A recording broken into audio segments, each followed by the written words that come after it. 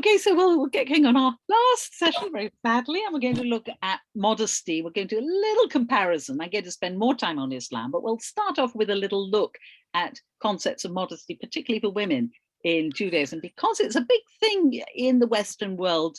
There are a lot of controversies about hijab and about how Muslim women dress, and people have opinions. So it might be interesting to look at that. I thought that would be a good topic to end with because it's very contemporary. So both religions have a concept of modesty that applies to both men and women, and it covers things like behavior and speech and interaction between the sexes and dress. And I have to say that both religions have always focused on women.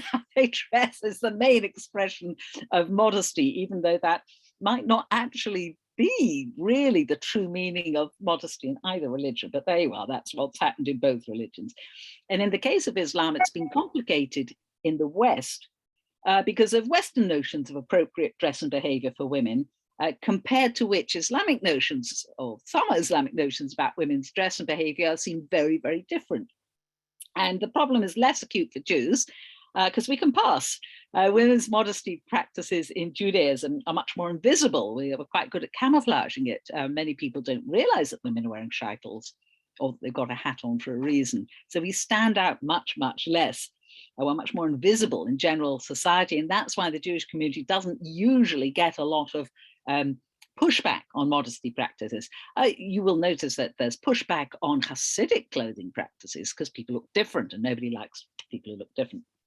And for the Muslims also, the discourse about how women dress is very much mixed up with things like Islamophobia and concern about the introduction of Muslim communities in the West. So we'll unpack some of this. We'll start with a brief survey of the halakha on the Jewish side, because it's quite interesting to compare. Some of the same issues come up. Then we'll move on to Islam.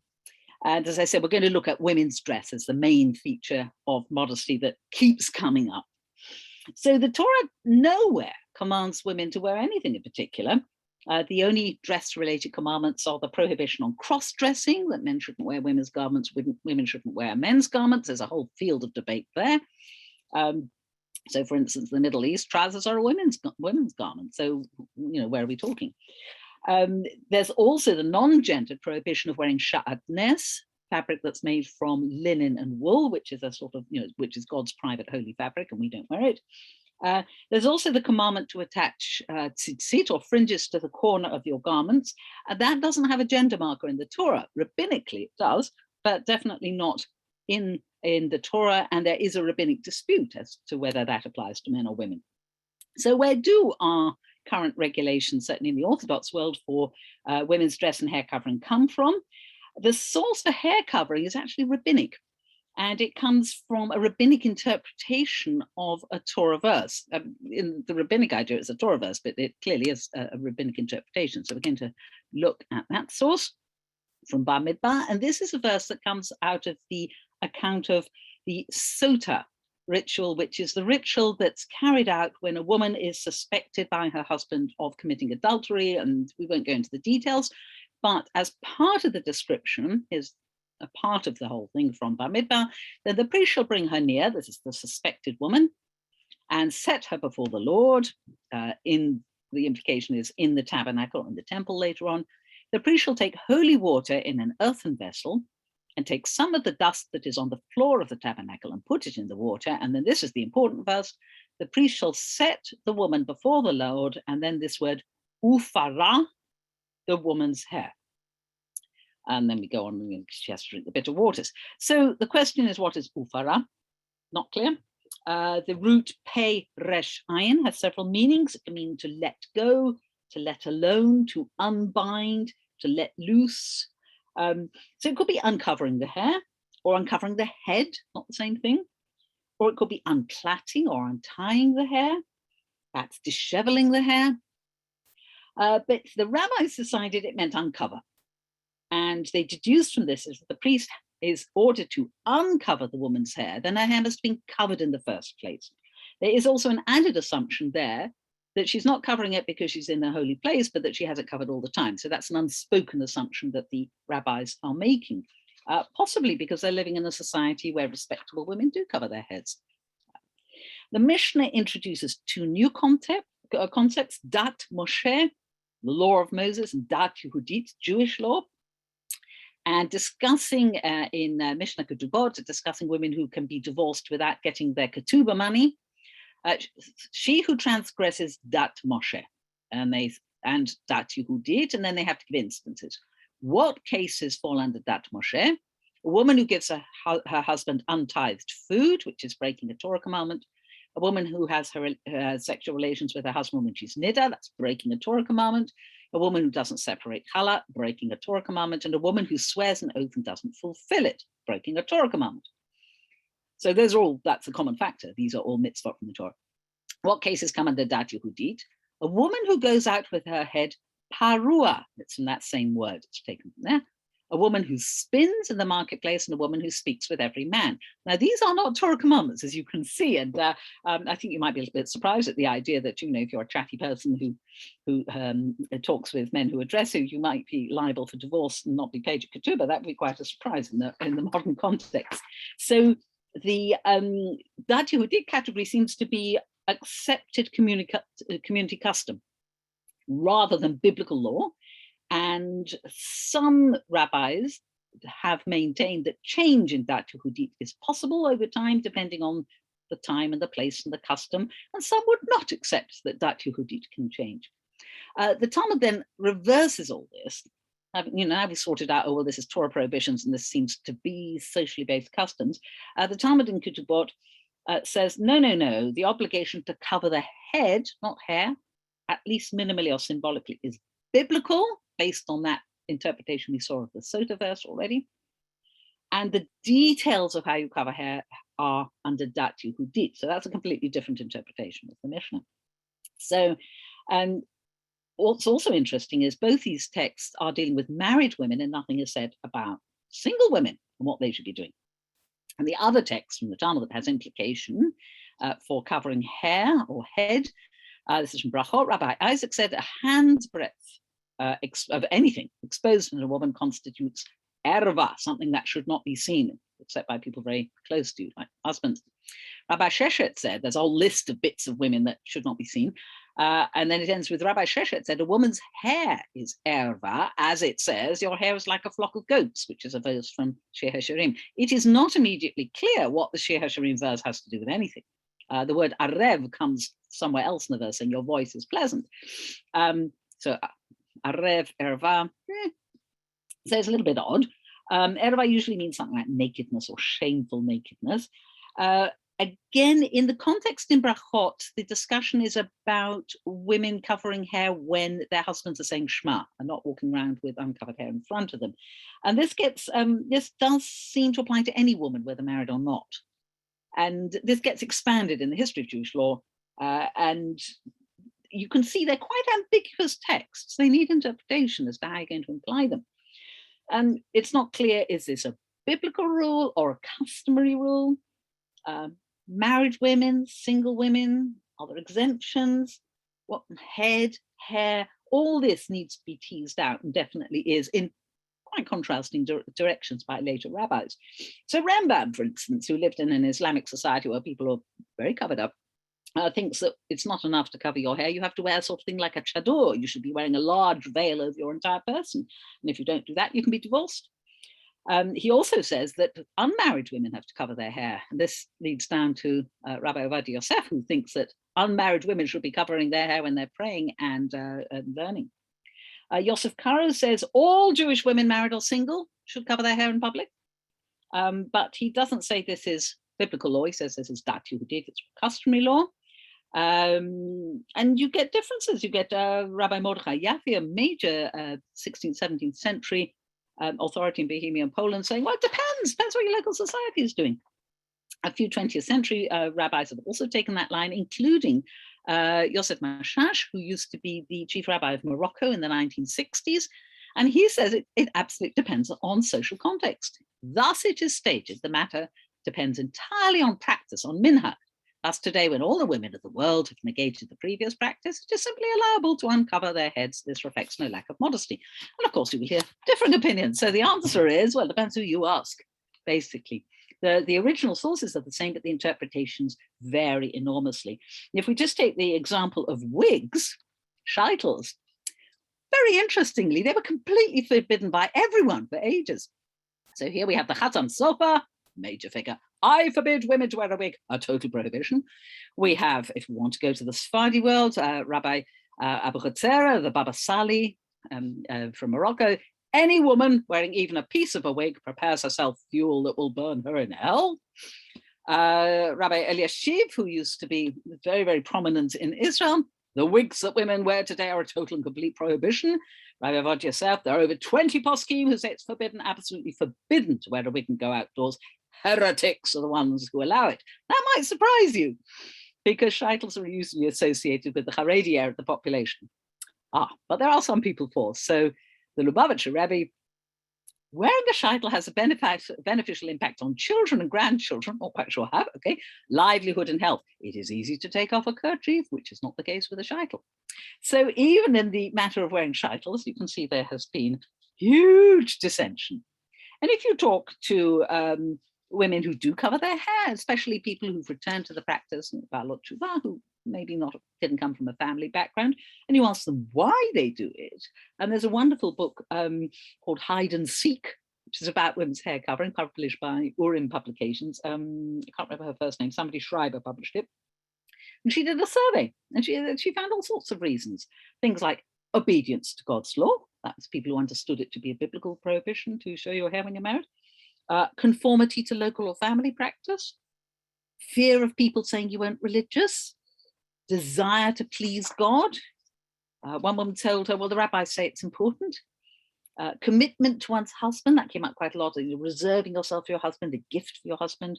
However, there were people who said, I don't have to fuss with difficult hair. Somebody was wearing it as a penance, a sort of tshuva for a former lifestyle. Somebody said it was a way to try out different hairstyles and enjoy them. Somebody thought it meant she was a serious Jew. Several people said, because my husband wants me to do it. Some people thought of it as a symbol of Jewish identity. And one person even said she felt it was like a kippah for men. So you can see the motivations and the reasons behind wearing a shaitel. Never mind the halacha behind wearing a shaitel is also very various. And we're going to discover parallels to all this as we look at the Islamic world and what happens there. So let's move over to Islam with that sort of tiny, very brief, standing on one leg sketch of what happens in the Jewish world. And the term for modesty or shyness is haya. And in Islam, as in Judaism, concepts of modesty apply both to men and women. Men must cover the area between waist and thigh. Both genders are expected to behave with restraint and respect for others and a constant sense of their relationship to God and the duties that God expects them to do. So modesty often is associated with a sense of shyness, bashfulness, humility, very like tzniut in the Jewish world. And here is an early text, a hadith text, narrated by Abdullah ibn Umar. The Prophet, Muhammad, passed by a man who was admonishing his brother regarding haya, regarding modesty, and was saying to him, you are very shy and I'm afraid that might harm you. On that, Allah's apostle, Muhammad, said, leave him, for haya is a part of faith. In other words, it's a good quality. Do not discourage your brother from doing this. So this idea of it being part of a good religious life is very, very prevalent. And haya also includes the feeling of shame if you displease God by doing something bad. So again, like tzniut, it is a much wider category than what you're wearing. But like tzniut, it tends to be the bit that gets focused on most is what women are doing with their dress and their hair. So again, it's quite a parallel shift there from an all-encompassing concept that applies to both genders to one that gets associated with females.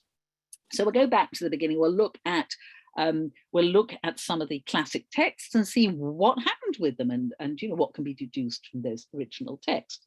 The word that's usually used, hijab, comes from a root meaning to cover or to conceal. And it only occurs in the Quran in a context that's talking about a curtain between the wives of the Prophet and some visitors. So in the Quran, the actual word hijab doesn't appear to relate to dress, much more a sort of a room division. But there are other words that appear in the Quran that do seem to be linked to clothing. There are not very many of them, and they are rather ambiguous, a bit like our Sota text with the parua hair, like what is that? So here is the classic one from chapter 24 of the Quran. Prophet, tell believing men to lower their glances and guard their private parts, that is purer for them. God is well aware of everything they do. And tell believing women that they should lower their glances, guard their private parts, and not display their charms, and there's much dispute about what charms means, beyond what ordinarily shows. They should let their headscarves, and we'll see that the word khimar is slightly disputed, fall to cover their necklines, another word we're going to need to look at. And they should not reveal their charms except to their husbands, their fathers, their husbands' fathers, their sons, their husbands' sons, their brothers' sons, their sister sons, their womenfolk, their slaves, such men as attend to who have no sexual desire, that could mean eunuchs, or children who are not yet aware of women's nakedness. And the word for nakedness is aura, which is etymologically connected to erva, same concept. They should not stamp their feet so as to draw attention to any hidden charms. Believers, all of you, turn to God so that you may prosper.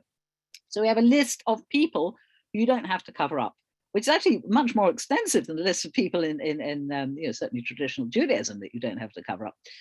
These relations are known as the mahram relations, and these relations are people you can be alone with. So you can be alone with brothers and brothers' sons and close and slaves, come to that. And you don't need to cover up in front of them, according to the Quran. So you see that aura is very like erva. It's this part of a male or female that shouldn't be seen by other people or only by very restricted others. There's no aura between married people, for instance. They don't have to cover up from each other. A man's aura is waist to knee. A woman's aura depends. In front of mahram, it's either the same as men, or some people say shoulder to knee. It depends who you ask. In front of non-mahram relations, in other words, like everybody else in the world, generally everything except face and hands are considered, they should be covered. Here we have differences between some of the legal schools we mentioned in our session about different legal schools in Islam. The Hanafis say you can have bare feet. Feet don't matter. They're not part of aura. Some people, particularly Salafi movements, would say face and hands are aura, which is why you will sometimes see women wearing niqab, wearing a face veil, and also with black gloves on. But again, that's only one chunk. That's only one particular, not even one of the major law schools. That's a modern movement that tends to go in that direction. And I don't think there's any evidence that pre-modern Muslim women wore gloves. Just don't think they did. Interestingly, women are not allowed to cover their faces when they perform the Hajj, the pilgrimage to Mecca. So that's quite interesting, because that sort of seems to be the reverse of what you would expect. And it perhaps argues that, again, that modesty is socially determined rather than being an absolute religious value. Interestingly, liberal interpreters of the Quran would say that this verse about letting headscarves fall to cover necklines probably only refers to breasts and genitals and doesn't matter about the rest of it, really, because in pre-Islamic Arabia, women were wandering around with not very much on. Again, I don't know how much proof we have of this, but again, it depends who you ask. And that word khimar is sometimes, it's often used in modern Arabic to mean a headscarf, but again, the interpretation is disputed. And the word jaib, or the plural juyub, is literally the neckline of a dress, but it's often understood or translated as breasts. So in that uncovering, understanding will be you have to cover the top part of your body. More strictly, no, you have to cover your neckline. That's a sort of different interpretation. So it's quite difficult to know what the original text meant, just like it is with the Torah. Another important verse is this one from Quran 33.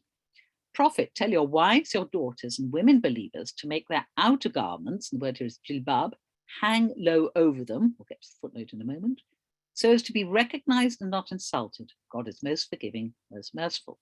The footnote, interestingly, says the Arabic idiom, atna al-jibab, means make it hang low, not wrap around, as other translators have assumed. And that has implications practically.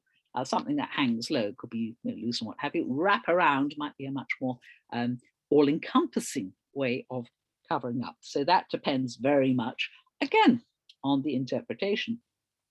Now, jilbab itself can be used in modern Arabic to mean a sort of one of those coats that goes all the way down to the ground, but not everyone would agree that's what it originally meant by any means. First of all, they didn't have coats like that in ancient Arabia. And a lot of the verses here can be used in different ways. So the idea of making outer garments hang low over them can be taken to mean you should veil your face. Make your outer garment hang low over your face and the rest of you. Whereas others would say, no, it doesn't mean that at all. That was not the original intent. So as in Judaism, we saw there were all these rather ambiguous or ambiguous texts that give rise to differing interpretations. It's very much the same thing in Islam. And then we have a last relevant Quranic verse, and this is really about all the verses in the Quran that deal with this subject. You can see it's not very many. No blame will be attached to elderly women who are not hoping for sex. Some people translate that as not hoping for marriage, if they take off their outer garments without flaunting their charms. But it is preferable for them not to do this. God is all hearing, all seeing. So outer garments seem to be connected with sexual availability and the need to counter that male desiring gaze. And all ladies are presumed to be exempt from that. They're past it, they don't need to cover up so much. And again, in modern Muslim societies, there are societies where older ladies don't cover themselves so much. They won't go to the length that younger women will, because who's going to look at me? So again, that can have practical implications. You notice also that the Quran says it's preferable for them to cover, but doesn't say it's mandatory either. So there seems to be perhaps a degree of self-determination and deciding in what you do implied by the Quran. So that's our first layer of text. That's Quranic texts, which, as we know, are the most important texts. But as you can see, as we said, they're a bit ambiguous. This means that the moment you get into the interpretative level, it can go every direction. And that is often guided or shaped by other considerations, social considerations, political considerations, theological considerations. Okay, so what about the next level of important texts, the hadith? We said before that there is a sort of science of hadith, the narrative chains, X said that Y said that Z said that P said. It's called the silsila, the chain. And those are examined very carefully. Do they match up? Did this person actually ever meet this person? Do we know that? Do we not know that? And also the hadith is stronger if there are multiple instances of that hadith with sort of kosher chains. Weak hadiths have iffy chains that have breaks in them, or that are impossible because person X never met person Y, or there's only one chain that authenticates a hadith. So interestingly, this hadith, which is constantly quoted, is actually a very weak hadith, but that doesn't stop it being quoted. Let's look at this. Abu Dawud has transmitted on the authority of Aisha, the Prophet's wife, that Asma, the daughter of Abu Bakr, who was Aisha's sister, once came to the Prophet, peace be upon him, wearing transparent clothes. The Prophet, peace be upon him, turned his face away from her and told her, Asma, when a woman reaches puberty, nothing should be seen of her except this and this. And he pointed to his face and hands. So for many people, that is an absolute solid base. For other people, that's a very iffy hadith and you can't actually rule from it. So once again, we're in the realm of interpretation. And as we all know, I think from Judaism, it's not just Islam, people very often cherry pick texts to base a preconceived viewpoint. You look for the text that supports your point of view. That's not unusual at all.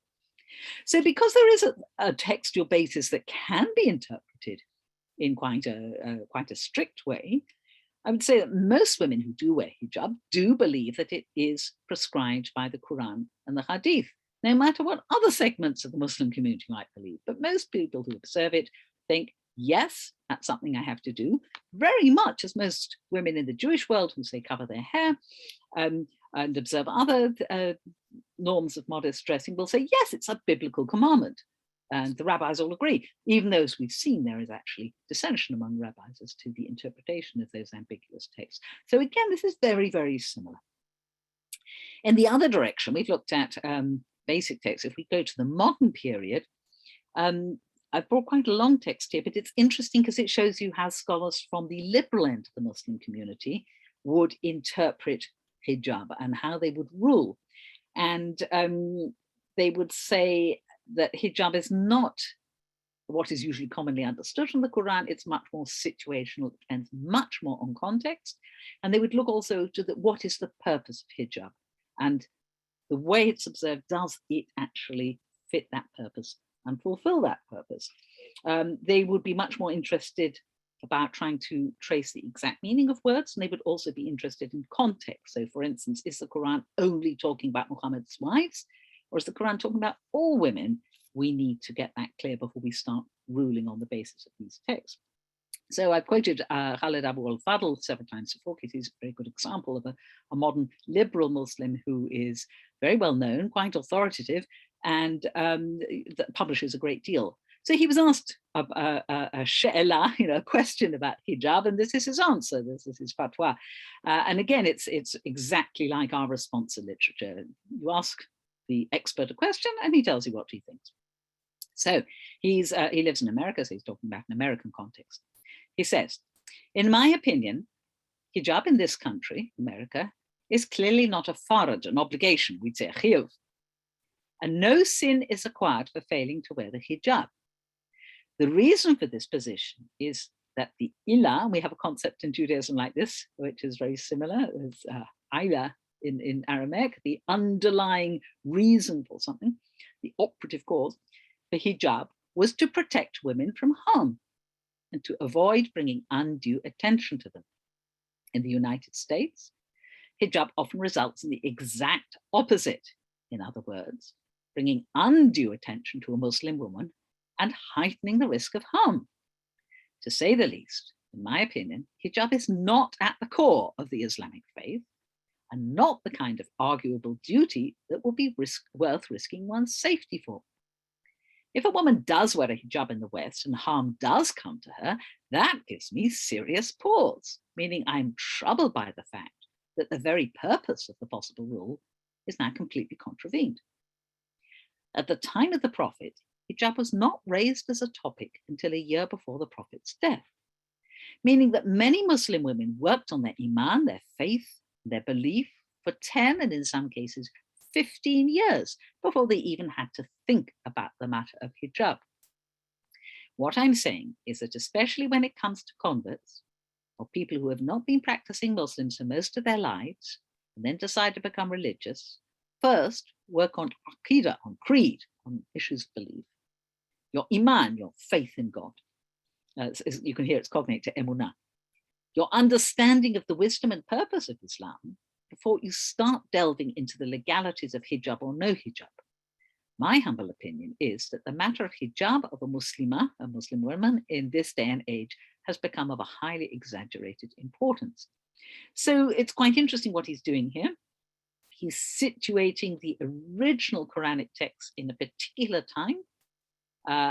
He notes that those verses that we've looked at are dated too late in the Prophet's career. It wasn't the first thing he wanted to say to the women in his community. It was the last thing, or it was near the end of what he wanted to say to them. So it can't be that central. He also says that the operative cause behind it is the protection of women. And if wearing hijab causes you harm, then it is not fulfilling its original purpose, and shouldn't wear hijab in the context where it will bring you into danger. And that sort of reasoning you can sometimes find in some of the progressive movements in Judaism, arguing about original context, for instance, for kashrut and some things like that, and saying it doesn't apply anymore. And the original purpose was to do X, and that doesn't apply anymore. So again, there are different positions taken by people in different parts of both communities using some very, very similar reasoning. Which I find absolutely fascinating, actually. And so there is debate in the Muslim world, especially in the West, where you don't have the added factor where in many, many Muslim countries, it's completely the norm for women to wear hijab and nobody thinks twice about it. It's not an issue. Whereas in the West, you've got to make a decision. Are you going to stick out like a sore thumb and maybe risk people throwing things at you. I once went into my bank and there was a nice Muslim clerk there who usually wore hijab, and I didn't recognize her because she wasn't wearing it. And I was a bit worried the bank had put pressure on her. So I asked her and I said, did the bank people tell you to stop wearing it? And she said, no, I'm pregnant and I got attacked near a tube station.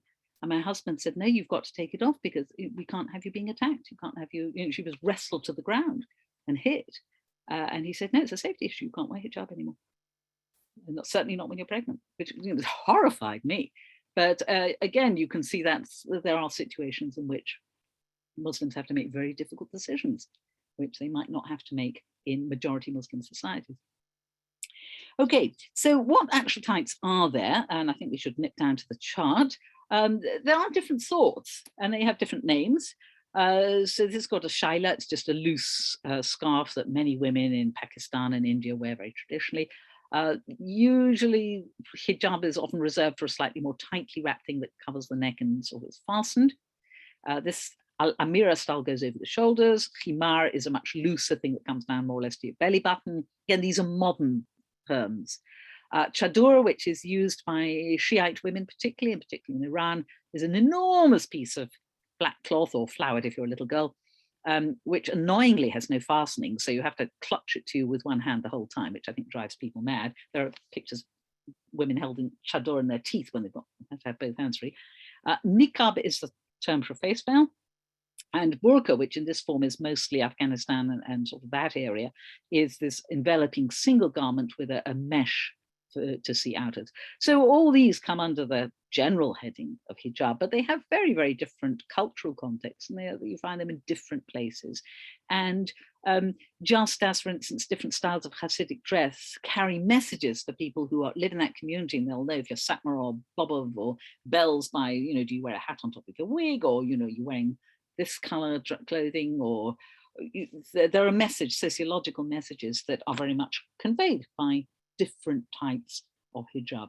And people read each other, again, a bit like wearing kippah or not wearing kippah. Is it a black kippah or a large kippah or a small kippah, or has it got your name around it? Or is it one of those ones you pick up at a bar mitzvah with, glitzy, souvenir of ex's bar mitzvah? They all imply things about your religious positioning and your level of frumkeit. Same with hijab. People read each other very, very closely in many ways like that. The other thing, this is just head coverings, the other thing that has developed in the modern period and really doesn't date back before the 20th century is what is called zi shari. In other words, it's like halachic dress, Sharia dress. And that is the sort of thing that you see, it's sort of rather anonymous, long coats, beige, gray, pale colors, and headscarf tucked into it.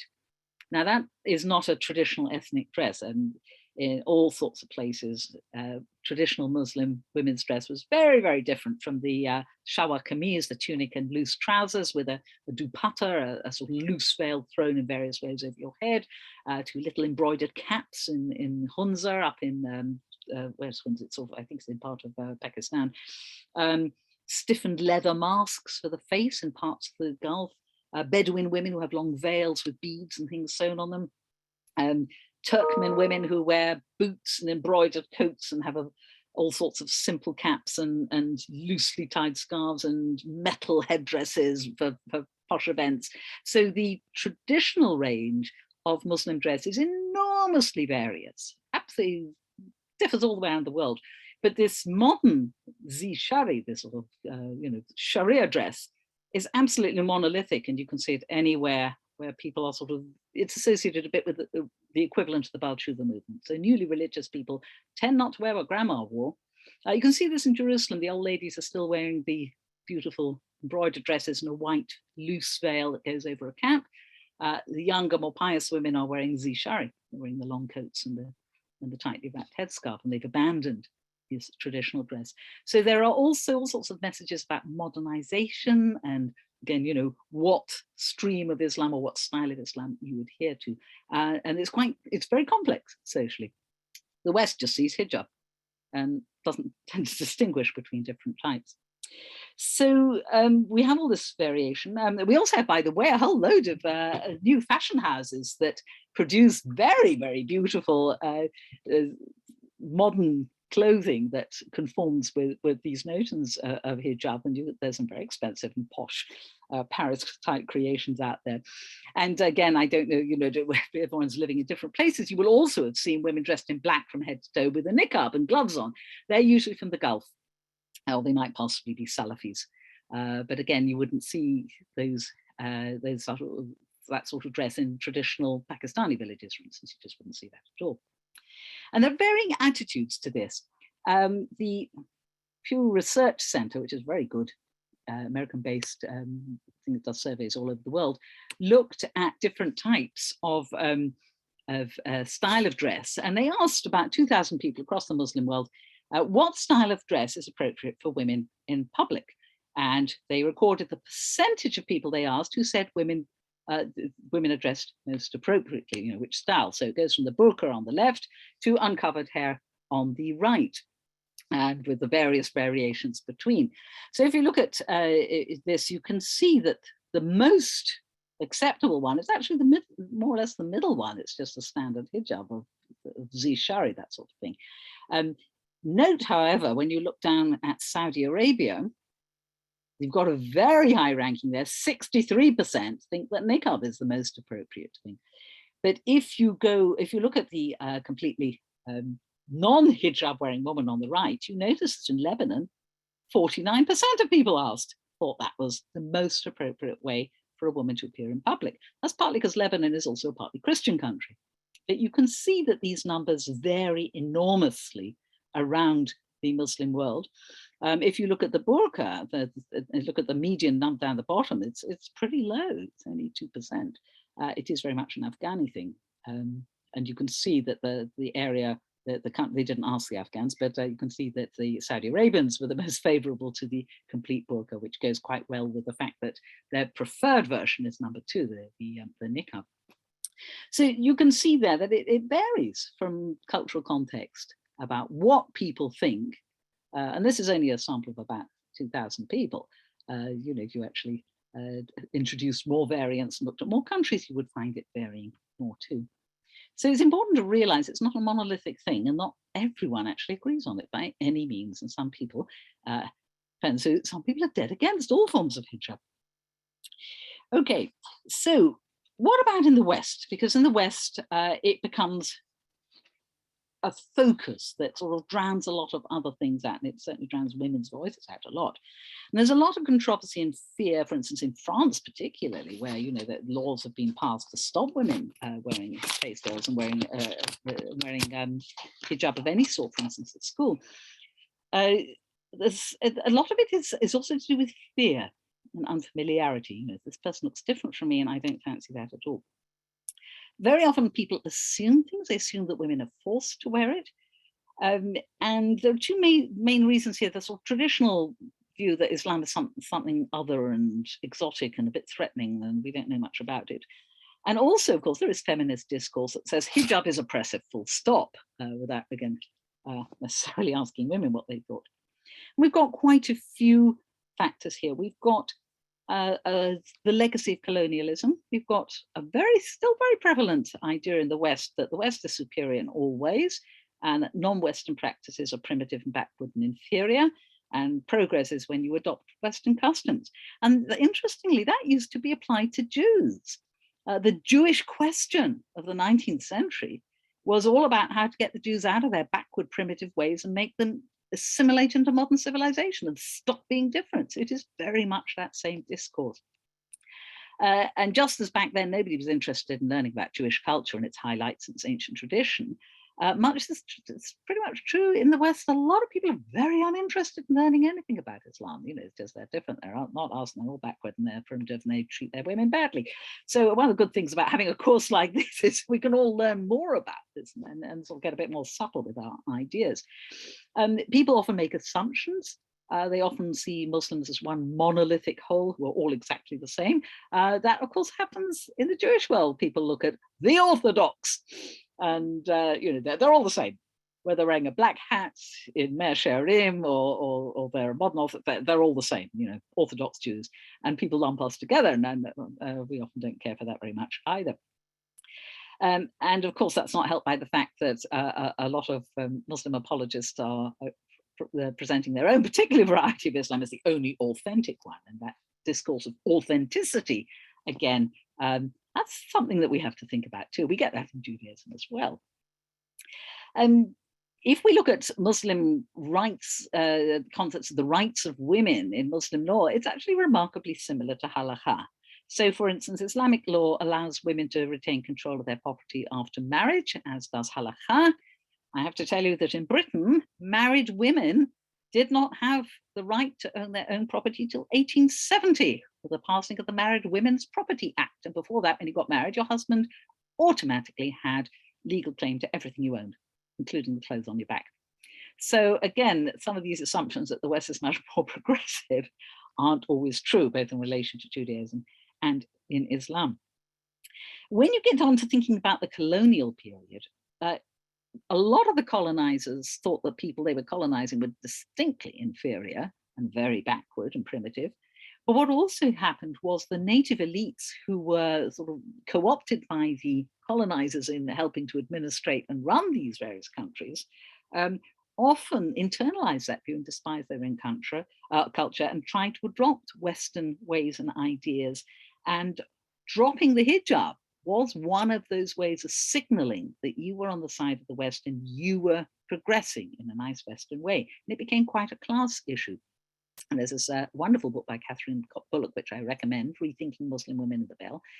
And she says, unveiling became a central urgency for elites attempting to catch up with the West. Thus the veil, again, all of them, it's the veil, no differentiation at all, became a potent symbol of the progress or regress of a nation.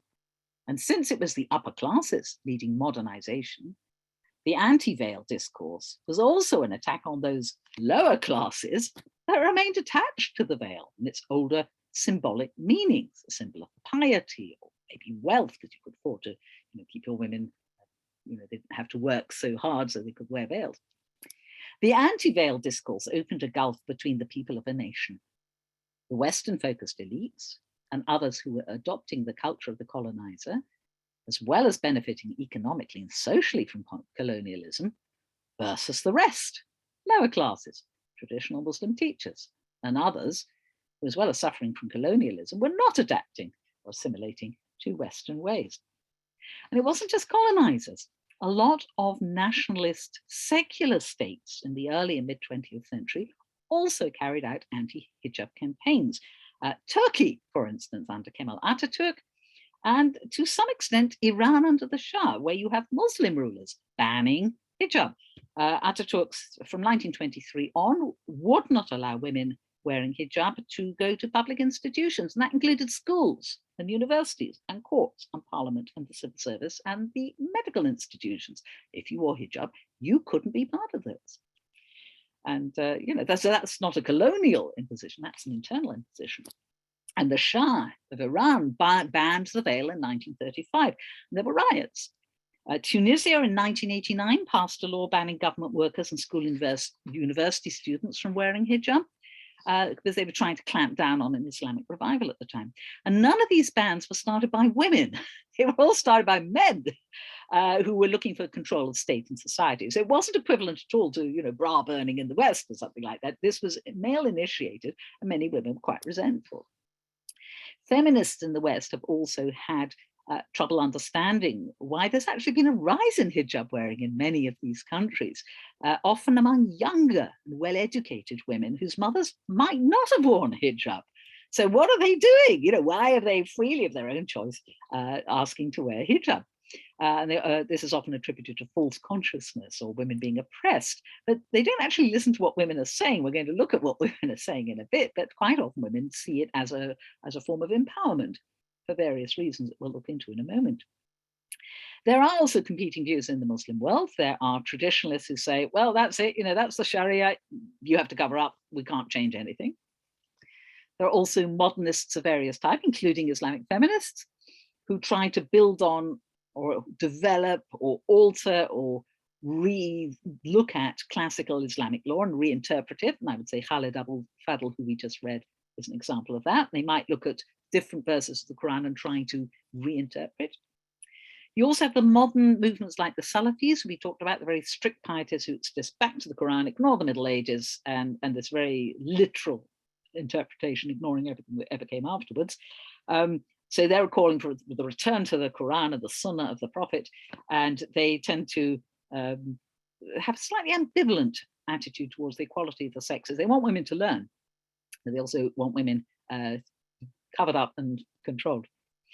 And then you have secular feminists and modernists, and they exist in the Islamic countries too, who believe in a Western-style secular liberalism and want to remove every aspect of Islamic law that doesn't conform to a secular liberal understanding of how women should be treated. And there's a whole movement in Iran called My Stealthy Freedom that publishes on Facebook videos of women taking off their hijab in Iran, which is quite a dangerous thing to do. And it's on trains or sometimes in the privacy of their homes as a protest about not being given the choice. So what do women actually feel about it? Many women in the West have spoken about their desire to wear hijab and what it means to them in blogs and newspaper articles and TV interviews. But for most women in many Muslim countries, it's just natural. It's just what everybody wears. It's like wearing jeans in New York or London. You don't think twice about it. And it's something your society and family that just have done and do, and it's not a big deal. We're not talking about countries that have laws that force women to wear hijab, which includes non-Muslim women. So, for instance, Jewish women in Iran have to wear hijab. They have to wear a chador and cover up. It applies to all women, whatever their religion. So the prime examples are Iran and Saudi Arabia. In Iran, as we said, many urban educated women don't want to wear hijab, and this is where that movement, My Stealthy Freedom, comes from.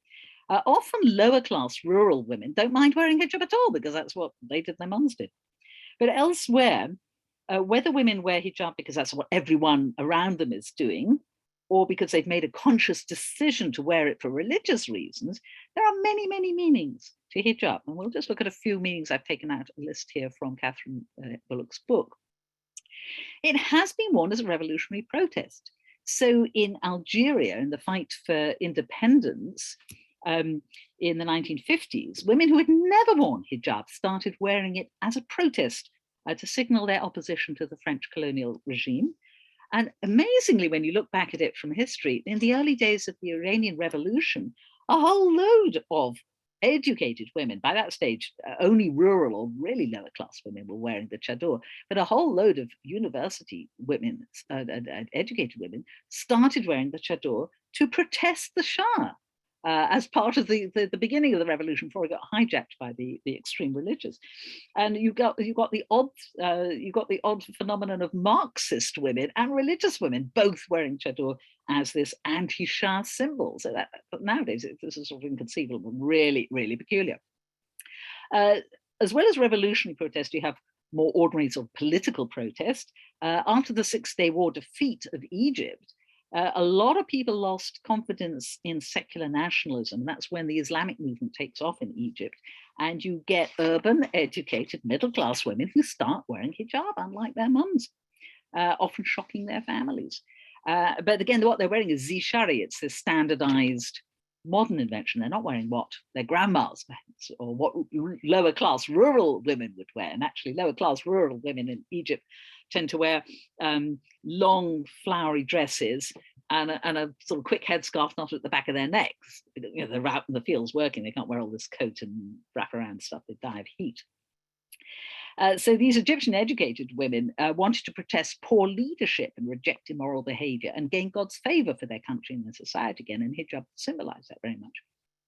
You then, of course, have the religious motivation. A lot of people, it's a bit like the Baal Tshuva movement. There are a lot of people who've returned to religion in the Islamic world, and they want to please God, and they want to do what Sharia says, and they believe that hijab is actually essential. They wouldn't agree with Khalid Abdul Fadl at all. And they feel that they're showing that they're truly Muslim. And very often it's younger women who are very critical of their parents. And they want to make society better. They also believe that hijab levels social classes and it promotes morality. So there's the sort of religious idea. I wouldn't call it cynical, but a more economically based thing is in some Muslim countries, wearing hijab means you can go on working as a woman. So in Egypt, often low income urban dwellers who've only been there in the city for a couple of generations might be the first people in the family to be educated, and they often work in government offices. And they've got an interest in wearing hijab because if they can claim a religious right for their husbands to support them and keep their income for themselves. And also, if they have traditional family who don't want them working when they get married, they can say, well, I'll wear hijab. It solves the problem. I'm showing that I'm a correct, proper, traditional woman, and you can trust me to go out. It's also seen as a sort of guarantee. If you're working, you have to come late. Hijab assures your family and neighbors that you're respectable. You haven't been out doing naughty things. No, she looks very from, so you don't get this sort of gossip and stuff. It's a visual sign that you're very good. If the family object to a daughter going to university, if she wears hijab, they may trust her much more. So it can be quite useful in some ways. It can also combat male harassment. And then if you've been to the Middle East, including Israel, know that men are somewhat more unrestrained, should we say. So women often say that they stop being sex objects if they're wearing hijab. Men think twice before they touch them or say inappropriate things, a bit like nuns, really. And it can give women a sense of power or self-esteem. Granted, it puts the onus on women, but until men can be re-educated, it certainly protects women to some extent. In the West in particular, it's an expression of personal identity. It says you're a proud Muslim, a bit like wearing your kippah in the street with pride. Or maybe it emphasizes your ethnic origin, if that's something you want to emphasize. And quite often, second generation immigrants start wearing hijab against their parents' wishes. There was a wonderful example of a book I read about Salafi women in London, where an Afro-Caribbean woman who I think had started wearing niqab, and her father was so cross he cut it up. And actually, I think she started hiding it outside the house so she could get out the house and put it on without her dad knowing, which is a bit surprising. Sometimes it's a differentiation from your parents. They're just cultural Muslims. I am from religious Muslim, to be like that. There are also social status things. We saw in Egypt that it's associated with the middle classes in cities. It's one way of saying, I'm not one of those peasants. You know, I wear proper hijab, I wear zishari, I wear this uniform thing. I'm not one of those peasant wearing their flowery dresses at all. So it can be a way of moving your social position up. And then again, we have what we talked about before, custom. Basically, this is not a sinister pressure or force. It's just the norm in your society. Women wear some form of head covering, and that's what they do. Nobody thinks twice about it. Somebody did a study of women in Yemen, and they found that some women wore face veils and some didn't. Those who didn't said it got in the way and they didn't feel it meant anything. Some felt that it protected them from a male gaze. So even within that one society, people are wearing or not wearing things for many different reasons. And there are also quite a bit of change over time. So women in Oman had a traditional leather face mask. They usually started wearing it when they got married, but the very top and the bottom layer of society didn't. And it sort of seems to have fizzled out. Some husbands made their wives stop wearing it. They felt it was old-fashioned and primitive. They wanted modern wives. So they wouldn't let them wear these traditional leather masks. They would perhaps go to niqab or some other form at all. A lot of Saudi women are very happy with niqab. They feel protected. They feel it's their culture. They feel as long as they've got access to education and employment, they honestly don't mind. And because Saudi Arabia is very segregated, you can often take it off at work because it's only other women. You're working in a women's bank or a women's university, and you don't have to wear it there. So it's a very complex and varied phenomenon. It's very dangerous to generalize about hijab. It means many things to many different people, very much like various forms of covering do in Judaism as well. And when we understand the reasons, or even some of them behind choosing to wear hijab, especially if you actually meet and talk to women who are wearing hijab, it should be easier to move away from this sort of unquestioning acceptance of stereotypes and assumptions that we all have, and to find out what real people think and what they actually do. And I well remember doing some scriptural reasoning with a couple of women wearing niqab. And at first I couldn't see anything except the face veil. And as we went on and we talked, I couldn't see the face veil anymore because I was listening to them. And they became people to me. And I could also, well, as we've all learned to do during COVID, I could also see expression in their eyes. which is an interesting byproduct of COVID. I now feel I can read people behind masks much better than I could before. And that happens with people wearing niqab too. It doesn't have to be a barrier. As in all these things, if you talk to people, you'll find they are people, whatever they are wearing. So we'll just end with a couple of quotes from Muslim women who are expressing what they feel about it. So here's a 17-year-old. When people ask me if I feel oppressed, I can honestly say no. I made this decision out of my own free will. I like the fact that I am taking control of the way other people perceive me. I enjoy the fact that I don't give anyone anything to look at, and that I have released myself from the bondage of the swinging pendulum of the fashion industry and other institutions that exploit females. So that's quite a good feminist reason for wearing hijab for somebody. Here's another woman from London this time. I have a friend who dresses really provocatively. She would wear close to nothing. So she's put this on, and if she got a reaction from a man, she'd say, good, I'm looking fine. She'd really question if these men weren't gawking at her. That's pathetic, right? That's how you judge your beauty, by the reactions of men? What Muslim women, and especially Muslim women who cover, are automatically saying is, I don't care what you think of me. You shouldn't make a judgment if I'm attractive or not. I don't establish my worth or my beauty by your reaction, only by the reaction of Allah, God. And two more interesting ones. Here's another Londoner. I did have a choice. If you're not going to wear it for the sake of Allah, what's the point? Nobody ever forced me to do it. I did it on my own. There was a choice. Then a rather poignant memory of somebody from Iran. And this is what happened to traditional women when the Shah outlawed the veil. When the Shah outlawed the veil, he let it be known that the heads of all society families like ours risked his serious displeasure if they did not show their wives in public and in Western garb. When my mother learned she was to lose the age-old modesty of her veil, she was beside herself. My father realized, however, that he didn't dare but disobey. For a Persian aristocrat to allow strange men to gape at his wives in public was shameful in the extreme.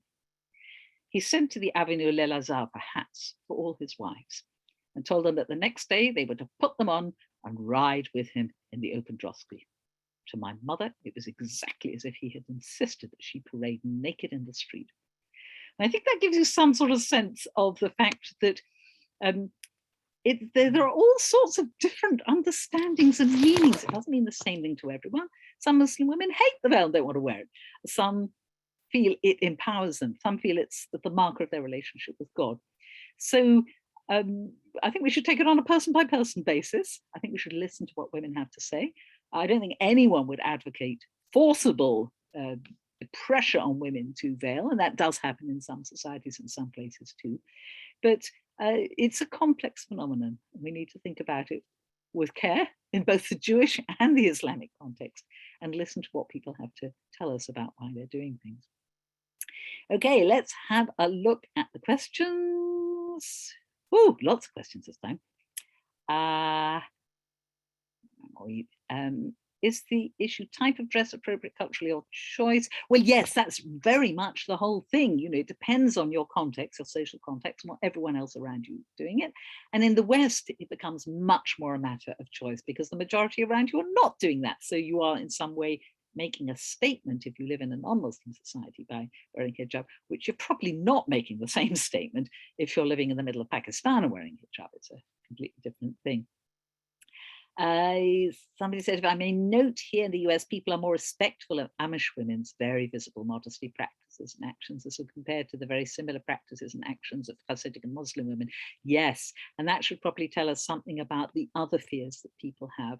The Amish are seen as a peaceable internal community that don't pose a threat, and Muslims are sometimes Jews are seen as an external other community that does pose a threat in some way or other. So yes, it's fascinating. And I actually think the whole COVID thing with masks has shown up how much of our reactions to face masks are nothing to do with practicalities or, you know, it's much more to do with perception of the other and fear and sometimes ignorance, that feeling that they're very, very sinister. And some Muslim women I knew were a bit ironic when masks mandates came in. They were saying, you know, finally, you know, a couple of people saying, there you are, God didn't like people laughing at us in niqab and what have you, and has made everyone wear a mask. And there was a certain sense of, yeah, we got something back there, which I could understand. What does the rabbi say about ancient Israel and the non-Jewish women there?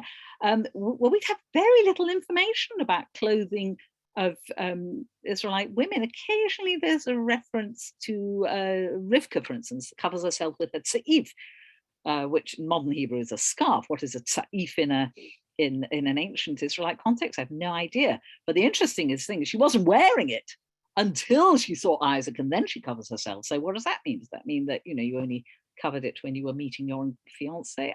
It's very hard to know. We have Ruth, who takes her covering off and was loaded up with grains. So that doesn't sound as though she has to have it on all the time. It sounds as though it was customary to wear something on your head, but you could use it for other things, very like Mexican women use various head coverings as they also, you know, carry things in them, used as carrying cloth. So we don't have an awful lot of information. The Tanakh doesn't seem to be interested in it. It certainly doesn't make any rules about it. So the rabbis had to work on that verse from Sota because there was nothing else really. Somebody says, when I covered my hair with a scarf during a part of my marriage, I felt the female equivalent of castration. I have given up because I get terrible headaches and infected blisters on my scalp. Yes, many women find that. That book by, I think it's Lynn Schreiber, that's right, Hide and Seek, records experiences like that. Women who said, you know, I did really want to, or other women who said I was ambivalent about it, but in both cases said it did me so much physical damage that I either couldn't or just, you know, wanted to give it up because it really wasn't doing it for me. When I was first married, I lived in Israel, and I used to, I've always been a bit of a dovecomic, so I used to cover my hair if I was wearing trousers and not cover it if I was wearing a skirt, because I hated being put in a box, because I knew I just got on a bus and everyone went, oh, religious female, she's covering her hair and wearing a skirt, or oh, totally secular female, she's wearing trousers, not covering her hair. So, I just wanted to muddle up those categories a bit. After a while, I gave up because it was just too much work. Okay, do the rabbis, ancient or modern, deal with these issues? Well, we talked about that a bit. They definitely talked about, again, it was very, very much, I think, formed by the society they were living in.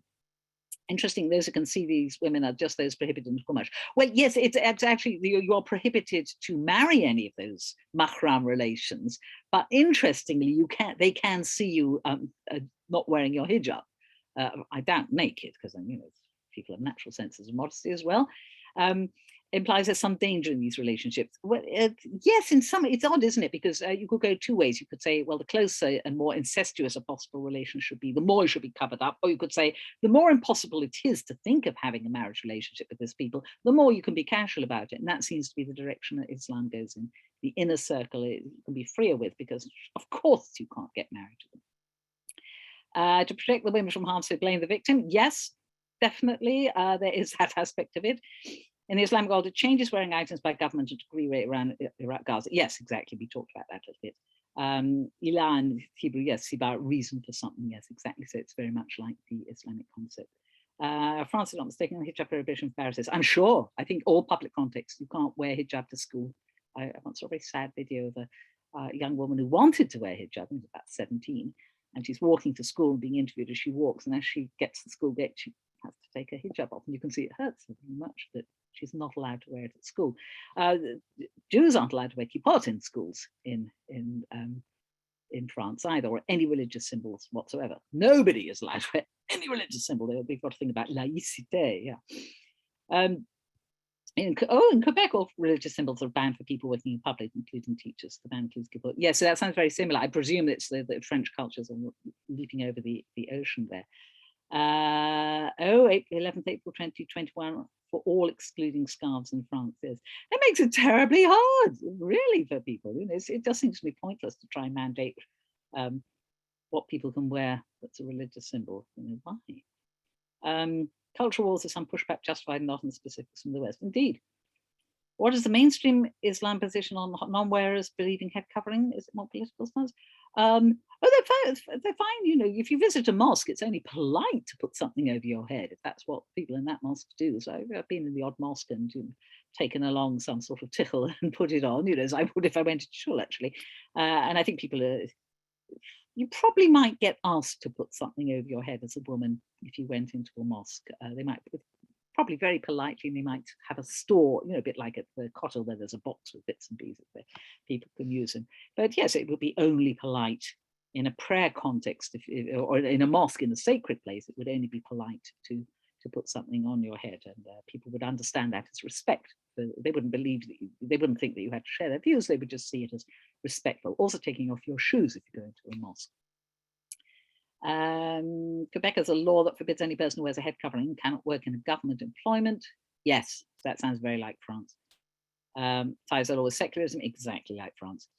Interesting to note all the exclusions of symbols of God by secular government and also self-selection. Nuns, priests, rabbis, mullahs. Yes, my mind immediately directed towards God when seeing at and about in a world super devoid of religious symbolism. Maybe this is why it is very threatening to secular regimes who feel that secularity is absolute cornerstone of society. That you don't want religious symbols in public in any context whatsoever. Then, of course, you get into questions of how far can the state interfere with the private and religious lives of its members. But that is the ongoing culture, certainly in France and probably Quebec too. Symbols, but not necessarily actions, raise prophets and their criticism. I'm not quite sure if that's a question or a statement.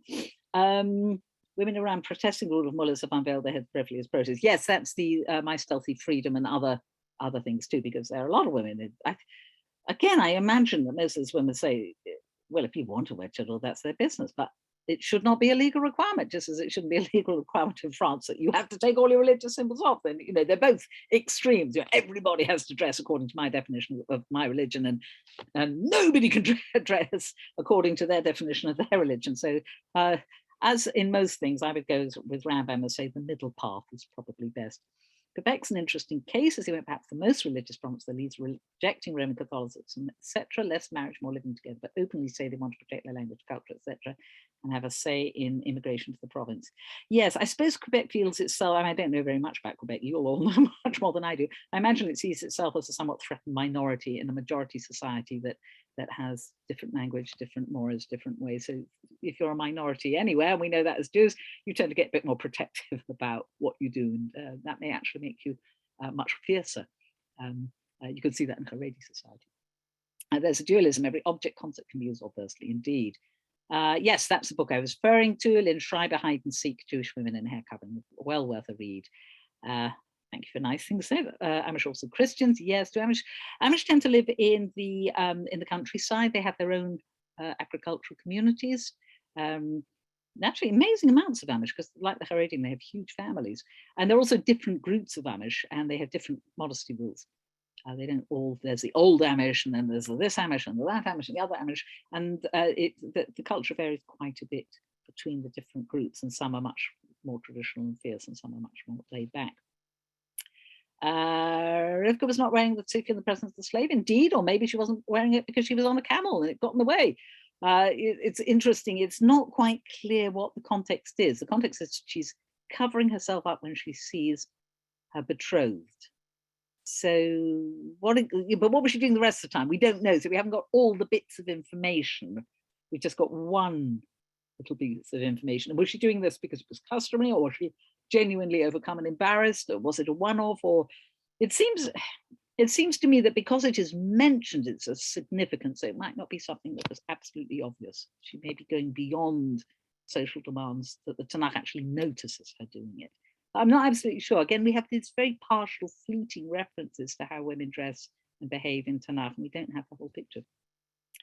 Yes, absolutely, good point. On the other hand, Tamar covered up to pretend to be a Kadeshah, some sort of sacred prostitute. So there were societies where it was prostitutes who covered their heads. So again, a lot depends on the social context.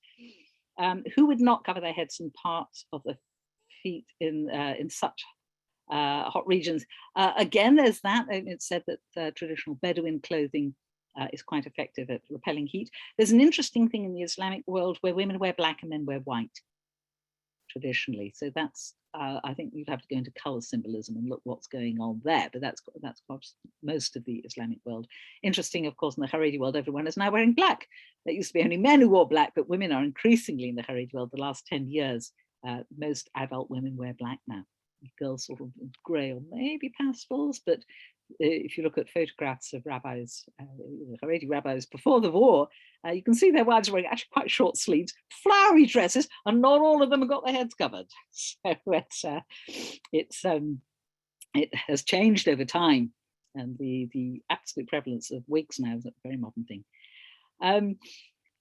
So this is when I was married in Israel. I covered my hair, wore slacks in the winter. Yes, a lot of kibbutz women actually would cover their hair and wear trousers or slacks. Would you categorize hijab as one of the 10 commandments? Well, Islam doesn't have 10 commandments, doesn't have 613 commandments. Or an imam's rule or more of a cultural custom. Well, again, this is what we've been talking about. It depends who you talk to. If you talk to liberal modernists, they'll say it's culturally dependent, and what the Prophet ordained for his might have been just for his wives, or it might have been a particular cultural context, and it might not apply now. And if we look at the underlying, what he calls the ilah, the underlying reason for this, it's protection. So if it doesn't protect you, then fine, don't wear it. It's not achieving its purpose. Others would say it's absent. No, that's it, you cover. There's a variety. We just spent the whole time talking about that. It depends who you ask, and it depends on the social and cultural context very, very much. I think you could be not particularly from Muslim at all in Pakistan and still wear hair covering, because literally 99.99% of people, women around you wearing head covering, wear a head covering. Malala Yousafzai, who's from Afghanistan. No, she's Pakistan, from northern Pakistan, near Afghanistan. She always appears in a sort of loosely draped scarf, which is what women in her part of Pakistan wear. She's just wearing her national dress. She's not really wearing hijab as hijab. She's wearing what the society she came from wears. And again, that's, maybe I don't know if anyone's interviewed her, but for her, certainly part of that is cultural. So the interplay of cultural and religious factors it's difficult to separate them out. What else people said? The issues of headaches, skin irritation while wearing our covering our rabbis. Well, yes, again, lots of women do report this. I gather wigs are terrible to your hair. You didn't speak much about the rest of their dress. Who wears full-length jeans and t-shirt with hijab? Again, it varies enormously. So in the West, I've seen, in London, I see lots and lots of young Muslim women who are wearing jeans and just standard clothing, but are wearing hijab. Or I might see somebody wearing zishari who's got one of these coats down to the floor. Or I might see women who are clearly from the Gulf walking around department stores with full niqab and black everything, and sort of 4 or 5 of them, a little group with a man accompanying them, and they'll probably have come, as I say, from the Gulf. They won't be locals. I know women who have decided that it's just covering your hair, so they wear sort of turban-like things, but don't actually have anything under their chins. There are 1,000,001 ways that people combine these things. I sometimes look at the hijabi fashion sites because they are just fascinating. There's one called Shukr, S-H-U-K-R. And I sometimes look on that. That's quite a conservative one, but it's fascinating to see what they do with it, and also the way they represent the models. So they all have, they don't show their faces. They're just standing around beautiful places, but no faces. So it's quite interesting. And different mosques, if you pass different mosques, you'll see differently dressed people coming out of them. A lot of Muslim women will wear hijab for prayer. They might be wearing jeans and what have you, but they might get into their mosque clothes. Again, like a lot of Jewish women don't cover their hair during the week, but might wear a hat or something on Shabbat and wear a skirt, whereas during the week they'll wear trousers. So that's not at all uncommon to have special prayer clothes or to have your mosque outfit, which will probably be much more covered up than your daily outfit. And people mix and match. People are influenced by their husbands. Sometimes people defy their husbands. Sometimes, the husbands might want them to cover or not cover. So again, there's so many factors here. If you have a look at, one good way of getting an idea of it, if you have a look at YouTubes of city tours in the Muslim world, you'll see the variety. If you choose, I don't know, say, put in Lahore, Pakistan, and have a look at, what do people look like there? Or Sana'a, Yemen, what do people look like there? Or Indonesia, what are the women wearing there? And you'll see it varies enormously, and you'll see more than one style too. It is very, very various. Rivka's putting on a wedding veil. We don't know if they had wedding veils. The Romans had wedding veils. There's no mention in any early Jewish sources of wedding veils. When Sarah And, she has an interlude with Avimelech, and he provides her with kesut einayich. It's a veil covering the eyes, and he kind of... Well, it might not. Kesut einayich could just mean covering the eyes. I will give you something so that nobody will see what has been done. It might not be a garment. Again, you're down to interpretation. It's not at all clear that kesut einayich is a garment. So we honestly don't know. We have a very little bit of pictorial evidence from archaeology. The black obelisk of Shalmaneser III has some Israelite women, and they are wearing something that sort of, it's like some sort of a thing that goes down to about knee length. And they've got fairly short skirts, a bit below the knees, and bare legs, apparently. So, in the seventh, eighth, I can't remember when Shalmaneser III is now, in that century, apparently that's what we think that Assyrians thought Israelite women looked like. But whether the Assyrian artist had ever seen an Israelite woman or was just commissioned to do weirdo people from abroad and make it up, we don't know. And we have those little pottery figurines. Again, it's a bit difficult to tell what they're wearing. Are they wearing something, or is it just their hair? It's not quite clear. The little Israelite pottery figurines are often playing musical instruments. Sometimes they have quite prominent breasts. So the question is, are they fertility figures or what? And again, we don't actually know what the function of those figures were, so we don't know what the relationship is to ordinary women. And we suffer from a terrible lack of knowledge and rather bitty text, because they didn't need to tell us. They knew what people were wearing, and what was the point of writing it? When just the storyline. So it's so hard to know. Ancient Mesopotamia, there does seem to have been use of veils for very prosperous women. It was in many societies, it's only women at the top who are veiled, because that means they often can't work in the fields and things. So in India, women in Purda were upper class. Working class women had to go out and work. They couldn't be completely covered up and separated and what have you. So it was often a prestige thing. If you could shut your women up in the house, that showed you were rich. So that's a ritual. Does Islam have a ritual that allows total freedom of dress as it's Purim? No. What's the recent reason behind some rabbis in Israel for having women wear enormous hijab? Oh, no, it's the women. The women, the Taliban women. The rabbis are dead against it. This is a fascinating thing. They're mostly Balot Tshuva, who've become very, very Haredi, and some of them wear 7 black shawls over their heads. You can't see them at all. You see their kids sort of piloting them around because they really can't see out of that. It's quite controversial. One woman who was... they also won't allow their husbands to see female children from the age of 3 upwards. There's also a sect called Lev Tahor, which you might know because they ended up in Canada at one point, who were charged with child abuse because there was complete segregation of little girls that weren't getting any education. The Jerusalem Shal women, or Taliban women, have been openly rebuked by Haredi rabbis who really disapprove. I think largely because the women have taken matters into their own hands and they've decided what they're wearing. But one of the leaders of the group was imprisoned for neglect of a child. So they are very odd, very extreme. There are not a lot of them. And they mostly actually originally come from a secular background and are about sure. There are some studies of them, and it's a fascinating phenomenon. I sort of see it as maybe in a world where gender segregation is taken to such an extreme, all you can do eventually is say, I make the rules and I will make it even more extreme. But now I am the one with the power. I am the one keeping the men away. I am the one hiding myself and blotting myself out. And I am the one who chooses not to be seen. Sometimes they have a sort of an ideology of there being power and hidden things. And I interviewed a Satmar woman once who said, it's like an electric power station. The more hidden things are, the more powerful they are. And she felt very, very powerful indeed. She didn't feel at all oppressed. I don't think she was oppressed.